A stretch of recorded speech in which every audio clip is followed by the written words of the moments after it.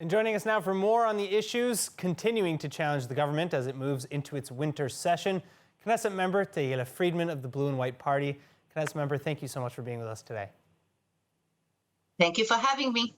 All right. So, Knesset member Friedman, where are we with the budget currently? Will this budget and will the budget that is being pushed right now by the Likud and Minister Katz suffice the Blue and White Party's demands?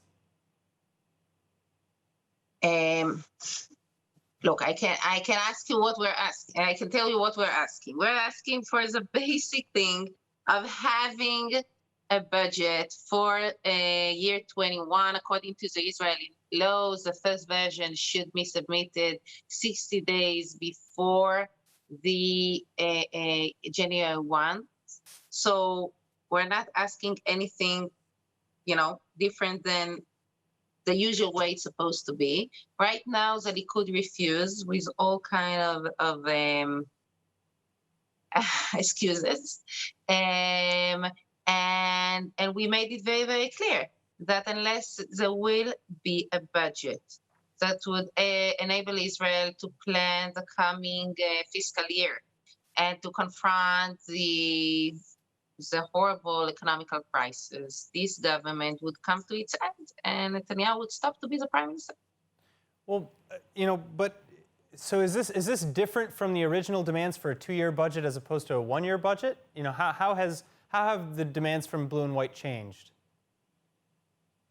It changed because the year came to its end. I mean, how can you speak about 1-year budget when we're on October and the year end on December?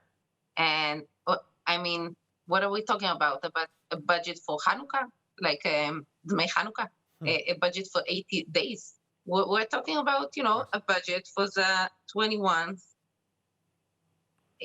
There is no 1 year versus 2 years. So there is only 1 year left. Of course. All right. Well, so what about some of the resignations that have recently befallen in the finance ministry? Do you see that affecting the timeline that you have right now? I don't know if it affects the timeline. It affects the Israeli economy dramatically. And I think the reason we're pushing so hard for having a budget is because those dangerous trends we see, because the professional leadership of the Treasury Ministry is like waving, red flag, saying there's a danger here, and the crisis is not managed. Economical decisions are not made. Situation is not under control. And that's what worries us mostly. So speaking of the situation in general with respect to the government's handling of the coronavirus, because that has been criticized quite heavily during the meetings, during the opening Knesset session, how would you speak to the accusations that the government has failed in its response for the coronavirus, and what do you see in terms of the response going forward?